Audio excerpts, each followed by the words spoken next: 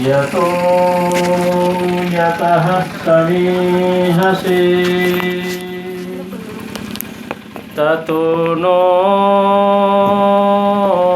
अभयं कुरु शन्नः कुरु प्रजाभ्यो अभयं नः पशुभ्यः ॐ शं श्रुतेन गमेमहि मा श्रुतेन विराधिषि ॐ शान्तिः शान्तिः शान्तिः।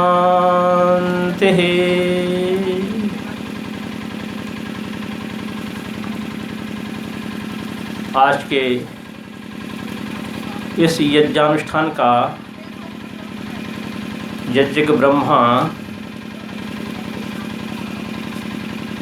बंगाल के सुप्रसिद्ध वेद प्रचारक मान्यवर आचार्य योगेश शास्त्री जी, इस कार्यक्रम के अध्यक्ष सम्मान के योग्य आचार्य सत्यमित्र जी तथा ब्रह्मधन आश्रम के दोनों आचार्य कपिल जी, आचार्य रमेश जी तथा महामान्य आचार्य आशीष बाबू एवं चंद्रकांत राठौर जी, अनिमेश जी एवं सभी इस कार्यक्रम में आए हुए सभी भद्र पुरुषों, गुरुकुल के प्रिय ब्रह्मचारिणीगण एवं ब्रह्मचारीगण, इस कार्यक्रम को देख करके मुझे बहुत आनंद लग रहा है कि दोनों आचार्य मिलकर के जो संकल्प लिए हैं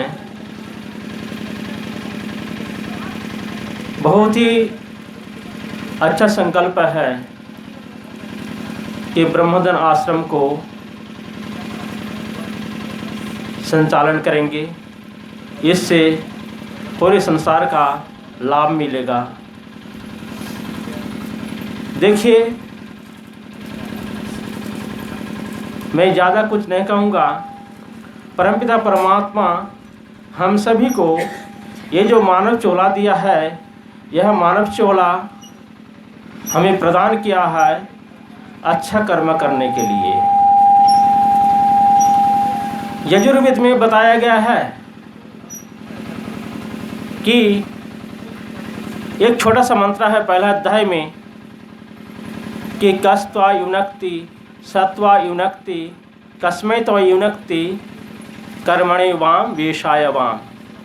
इस मंत्र में प्रश्नोत्तर के माध्यम से हम सभी को समझाया गया है कि कस्त्वा युनक्ति के भोले जीवात्मा तुमको ईश्वरी के साथ युक्त किसने किया। उत्तर में देते हुए कहते हैं कि सहत्वा युनक्ति, कि वह परमपिता परमात्मा ने हमको ईश्वरी के साथ युक्त किया है। फिर प्रश्न किया जाता है कि कस्मै त्वा युनक्ति, परमपिता परमात्मा ने तुमको इस मानव चोला के साथ युक्त किस लिए किया, तुमको यह मानव चोला किस लिए दिया। फिर उसके उत्तर में देते हुए कहते हैं कि कर्मणे वाम वेशाय वाम, कि हमको कर्म करने के लिए परमपिता परमात्मा ने यह मानव चोला दिया है। कर्म भी कौन सा कर्म करना है, ये भी बात परमपिता परमात्मा ने यजुर्वेद के पहले मंत्र में ही हमें बतलाया है कि श्रेष्ठतमाय कर्मणा, कि हमको श्रेष्ठतम कर्म करना है। श्रेष्ठतम कर्म करने के लिए परमपिता परमात्मा हमको यह मानव चोला दिया है।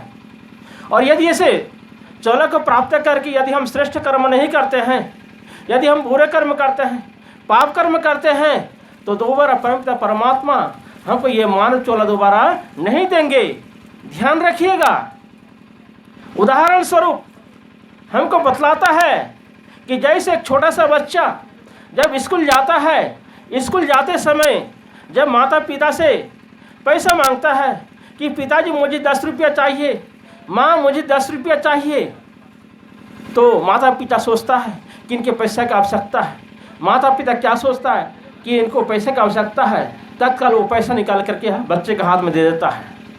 और वो माता पिता नज़र रखता है कि उस पैसा को लेकर के अगर वो बच्चा अच्छे काम में लगाता है, अच्छे कार्य में उसको खर्चे करता है, तो माता पिता बहुत खुश होते हैं। और अगर उस पैसा को अगर गलत काम में लगा देता है, सही ढंग से खर्चा नहीं करता, उससे बीड़ी सिगरेट में लगा देता है, जुआ खेल लेता है, किसी अन्य काम में लगा देता है, और माता पिता को मालूम चलता है, तो दोबारा फिर वो हमारा माता पिता फिर दोबारा वो पैसा नहीं देंगे बच्चा को। वो सोचेंगे कि इनके तो पैसा देते हैं, पैसा गलत काम में लगाता है, इससे देश समाज राष्ट्र का हानि होता है। तो बंधुगण, हमें ध्यान रखना है, परमपिता परमात्मा हम सभी को एक पैसा रूपी मानव चोला दिया है, मानव शरीर दिया है श्रेष्ठतम कर्म करने के लिए। वेद का आदेश है, कुर्वन्य वेह कर्माणि जिजी विशेषतम समाह एवं त्वयि नान्यथेतुस्ति न कर्म लिप्यते नरे। के मनुष्य, तुम श्रेष्ठ कर्म करते हुए 100 वर्ष से अधिक जीने की इच्छा करो, जीने की अभिलाषा करो।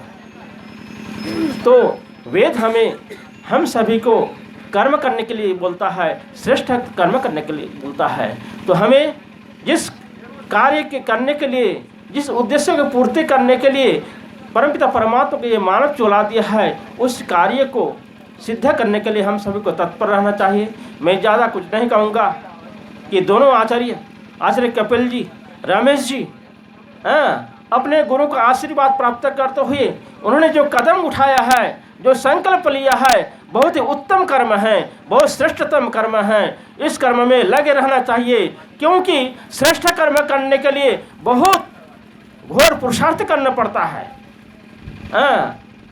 तो इस घोर पुरुषार्थ करते हुए आगे बढ़ना है। बहुत तकलीफ आएगा रास्ता में, बहुत जीवन में संघर्ष आएगा। उस संघर्ष को देख करके घबराना नहीं, आगे बढ़ते रहना, आगे बढ़ते रहना। जब तक लक्ष्य प्राप्त नहीं होता है तब तक आगे बढ़ते रहना। मैं ज़्यादा कुछ नहीं कहूँगा, मैं अपने वाणी को यहीं पर विराम देता हूँ। ओम शांति शांति शांति।